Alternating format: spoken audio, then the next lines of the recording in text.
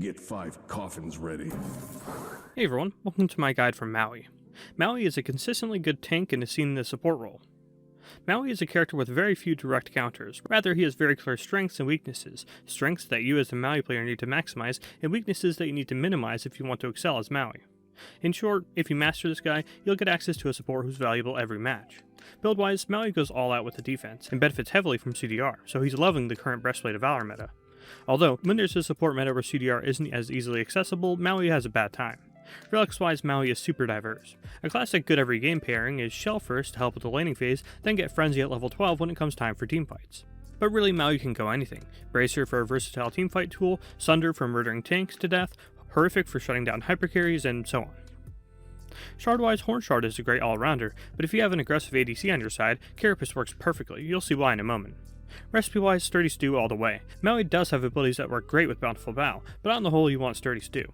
Let's get to one of the coolest but also hardest to use passives in the game, starting with Maui's unique basic attacks. Maui's basic attacks strike with a slightly more range than the average basic attack, and can hit any enemies in the always visible AoE. However, these basic attacks have an increased swing time to make up for this. This makes Maui a little better at a lot of things. Wave suppression, clearing jungle camps, dealing with body blocking, and so on. Its benefits are as clear as day. What it really excels at though is helping Maui utilize its passive. When an enemy is hit by hard CC with Maui nearby, they will be marked with Maui's passive. However, some displacement CCs such as pulls will not count. This passive covers more traditional hard CCs like stuns, roots, taunts, and so on. This is important to note since Maui has 3 forms of CC, a knockback, a pull, and a stun, so he himself can only use 2 out of the 3 forms of CC he has to activate this passive. Once marked, they'll clearly have Maui's anchor above their head, and then Maui can basic attack the indicated target to activate his passive. Once activated, Maui's next basic attack within 5 seconds will pull all enemies hit by that basic attack, meaning you can activate this passive on one enemy, but then pull an entirely different enemy, and the 5-second timer gives him ample time to set that up. Pretty cool, right? One of the best CCs in the game, a pull, basically for free, made even better when Maui is teamed with allies who can prime this passive for Maui. And on that same note, it makes using this passive super simple. You want to prioritize hitting enemies with your actual abilities, but whenever you see a chance to activate this passive and pull an enemy to you, you want to do it, like every time. Just keep your position and the positioning of your allies in mind too though.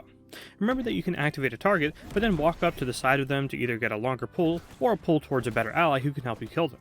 Speaking of which, you want to be really careful about what ally CC you follow up off of. Thor's 2-1 is a very good example of this. Thor stuns and then throws a thin projectile. So, if you activate your passive on whoever's stunned, and then pull the enemy in any direction really, you're going to completely destroy Thor's combo. This is true for many combos in the game, but don't forget that the initial indicator and the actual activation of the passive lasts for a few seconds each, so you can let Thor do his thing first and then pull with the passive. So it'll take good knowledge from you as a Maui about when you will or will not destroy or assist a teammate's combo. Because take Ishtar Ultimate for example, a long range stun. Literally all you can do here with your passive, unlike with Thor's combo, is help your Ishtar in killing that target by pulling them towards her. Unless they're a tank of course, which is another thing to worry about. Don't be too gung-ho with your basic attacks as Maui in tight teamfights, because if you're not careful, you will be pulling in enemy tanks towards your team and causing trouble. It's part of why you need to activate the passive before you can pull them, so you can avoid this mistake, other than, it being a really good form of CC too. If you want to see a real pull though, look no further than Maui's first ability. Upon activation, Maui charges this ability, and he can hold it in this charged state for as long as he likes, and he can cancel it at any time. If you intend on keeping it charged though, remember that this ability has a very distinctive and loud sound for as long as it's wound up, so don't expect to snag too many people with it if they're right around the corner, they're expecting it. Upon reactivation, Maui throws his anchor in a very thin line, the range of this line being of course determined by how long the ability was left charged. The ability will go through minions and stop on the first enemy god hit, and does not go through walls. When the ability collides with an enemy god, they will be crippled and slowly pulled towards the Maui. Maui can move at a reduced speed during this time, but just know that moving won't actually change the speed at which they're pulled. Rather, moving backwards simply changes the destination of the pull. For instance, a point-blank pull. This will have the enemy essentially crippled in place, but moving backwards with them snagged will slowly pull them towards Maui. So of course, always keep moving while casting this ability, if anything just to get yourself closer to your team, even if you aren't pulling the enemies any faster. This method works great for peeling for your teammates too. Just grab them with this ability, the closer to the range the better so you have a better chance of hitting it, and then walk backwards to pull enemies away from your team. Keep in mind though that whoever you pull is still able to cast non-movement abilities and use their basic attacks, so there will absolutely be times where you try and peel for a teammate with this ability, but die for it since whoever you pulled is free to just basic attack you or use other abilities to kill you to death. or even just knock you out of the ability entirely with some hard CC of their own. But remember, you're going to have to get your hands dirty and be prepared to tank some damage if you want to be able to use this ability every single time it's available. One nibble of information though, you can move your camera around, but you can't do anything other than walk directly backwards with someone snagged by this ability. So while you can move your camera 180 degrees, you won't start walking quicker, you'll always be moving slowly backwards. Luckily, a lot of the ideas of the passive pull apply here for the rest of this.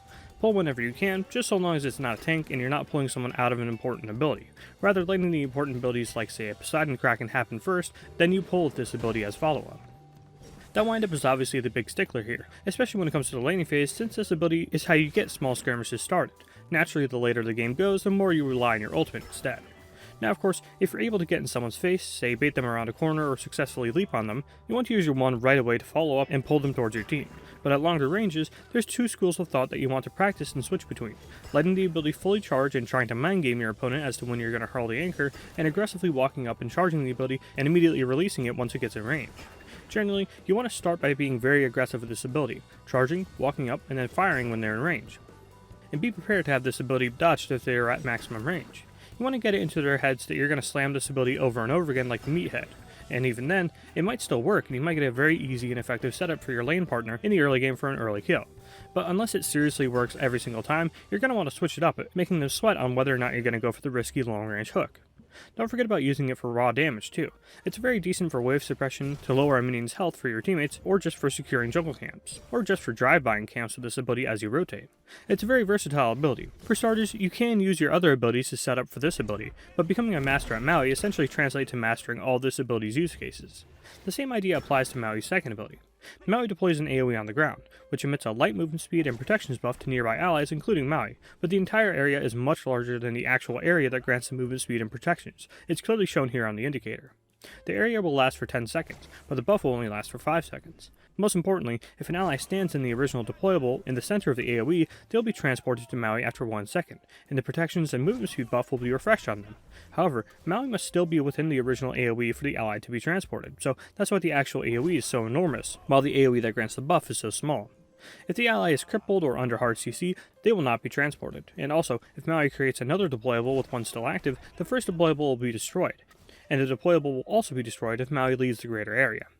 This ability basically has two modes, get your teammates in or get your teammates out.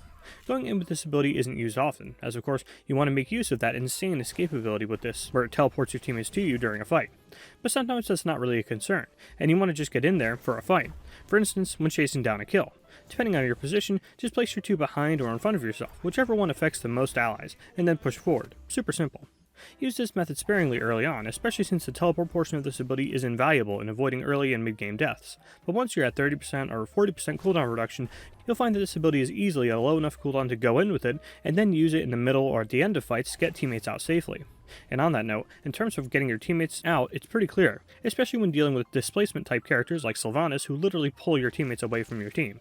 When someone on your team is in trouble, place this roughly where they are, at least close enough so that they get the movement speed and protections, so they actually have a shot to get to the deployable before dying. Then unfortunately, it's really up to them to try and take it, and even more unfortunate that you have to keep your distance from the deployable, to make it actually worth it for your teammates to stand in. But that's their hang-up. The best thing you can do is just go for it if they're seriously in danger, and hope for the best.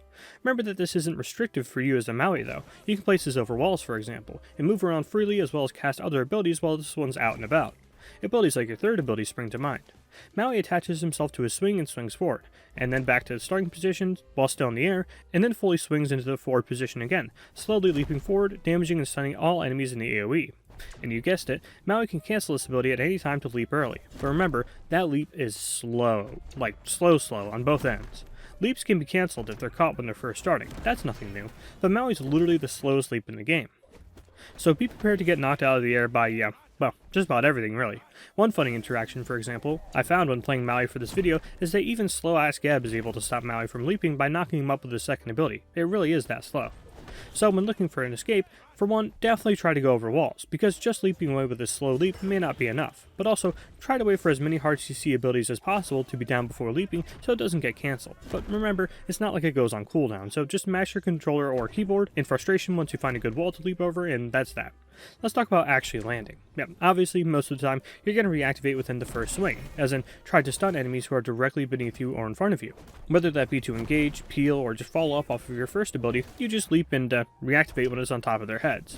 But not quite directly, because as we know, super slow leap, right? So you'll need to lead your landing a bit, especially against characters who have high base movement speed like Ra or Vulcan. Just like a max range Maui one though, this is something you'll get used to over time while playing Maui.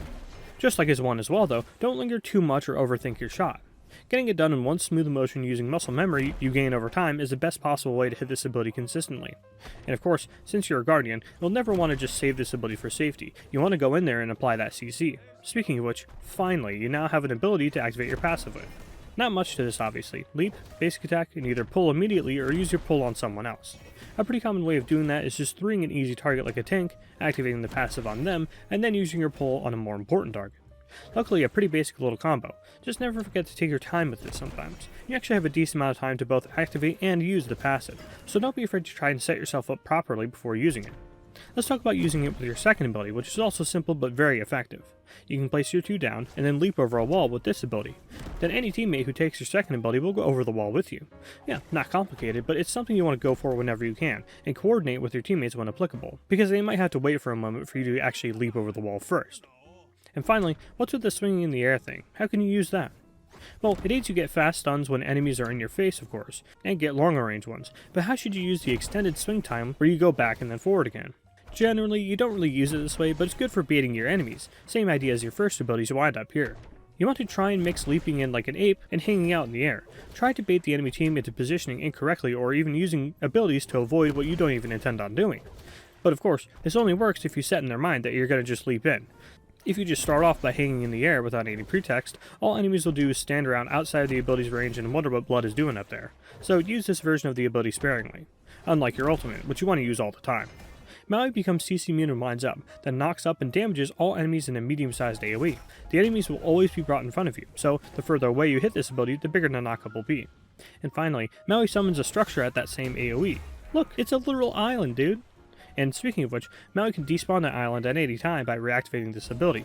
So wow, a decent amount to unpack here, so let's get to it by talking about that windup. Yeesh. If you're having a hard time hitting your 1 and your 3, this ability is another level. Again, going back to Maui being good with other gods who focus on hard CC so he can get some setup for himself. You want to scoop up multiple enemies with this, of course, but with that windup, it's nearly impossible. Not undoable, but it is very mechanically difficult. So when you're first starting out on Maui, try to only single out targets with this ultimate. You want to try and grab everyone possible, sure, but just try and get your foot in the door first to see how this ability feels, by going for one target at a time. But on to the benefits of this ability, because obviously, wow, it is really good at ignoring the rules of SMITE and completely destroying teamfights. You might think, what do you mean by that? But think about it, what ability is there really that has this much range and CC and not forcing you to use a movement ability or a blink to get in range to use it? It's easily Maui's best ability and should be used to pluck out enemies at any given opportunity.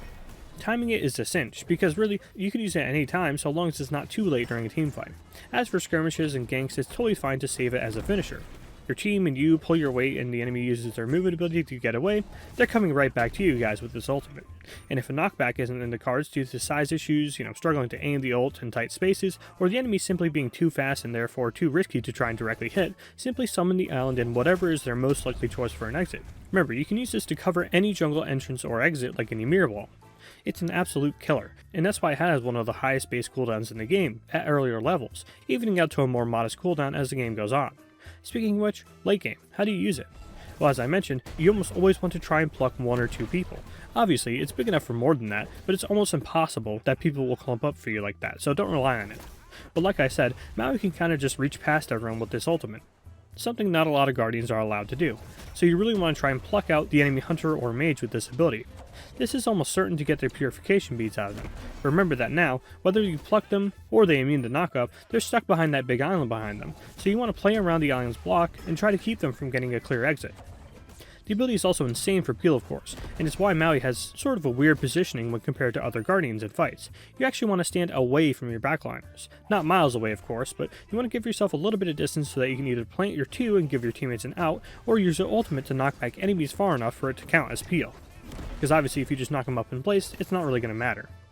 Just keep the island's despawn feature in mind here. Ult on top of your teammates who are getting dove, but despawn the island immediately so they have a chance to escape. Or vice versa. If there's some distance between the enemies and your teammate, simply use the ultimate as a structure, blocking enemies from chasing your teammate.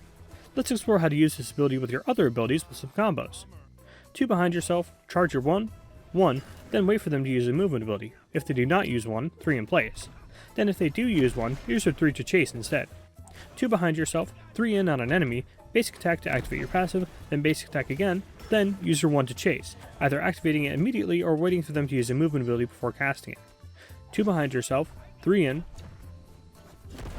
activate your passive, 1, then use your passive basic attack, then, if and when they use a movement ability to get away from you, ult. For enemies with no movement abilities, ult, 3 on top of them, basic attack for your passive, 1, basic attack again to use the passive. For enemies with movement abilities instead, ult, basic attack to activate your passive, then once you use your movement ability, 3, basic attack with your passive, then 1. For ability leveling at level 1, well, your 1 does do more damage, but your 3 stuns the jungle monsters, meaning you take less damage from clearing overall. Although I gotta say, I prefer the bit of extra damage, but especially the lane presence you get with your 1 at level 1. Then your 3 at level 2, and your 2 at level 3, just in case of a cringe gank. From there you max your 1, your 2, then your 3, leveling the ultimate at level 5, but holding off on leveling it until your 1 and 2 are maxed. You can also max your 3 over your 2 for more damage, but your 2's cooldown gets reduced as you level it, so it's far more important to level. Maui. What a guy. Maui is very difficult for 2 obvious reasons. First and foremost, his 1, 3, and ultimate are all more difficult than like 90% of Guardian abilities to hit, if not more. But secondly, he still has all the other factors that makes playing Guardians difficult, particularly in the support role. You have to be quick and decisive with your engages as well as your peel, and space out your abilities where needed to make sure you give yourself options for aggression against enemies and defense for your teammates. Luckily, the delay on his 3 and the fact that his 2 is purely defensive makes this a bit easier, but wowee, he is still noticeably harder to play.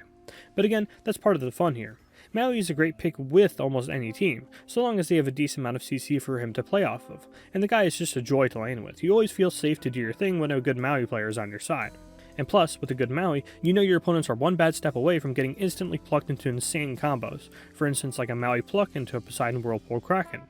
Note how I said a good Maui though, because if you play Maui on the ground floor, i.e. only using your 1 at close range or off of setups, using your passive immediately instead of looking for setups, only using your 2 for the buff, only using your 3 at close range or off of your ult, and so on, he can be a very meh character when played like that. You need to extract everything you can from him to really feel like you have an impact. And no offense intended if you play these characters, but it's not like a Terra ultimate, Athena dash taunt, Ares blink ult, Ymir blink freeze, and so on, where you just kind of do this one hard to miss thing and boom. Huge impact. Maui, despite his size, takes a lot of finesse. So if you're looking for a more challenging yet flexible option for the support role, no god in the game will test you and reward you more than Maui will. That's all I have on Maui for now. Thanks for watching.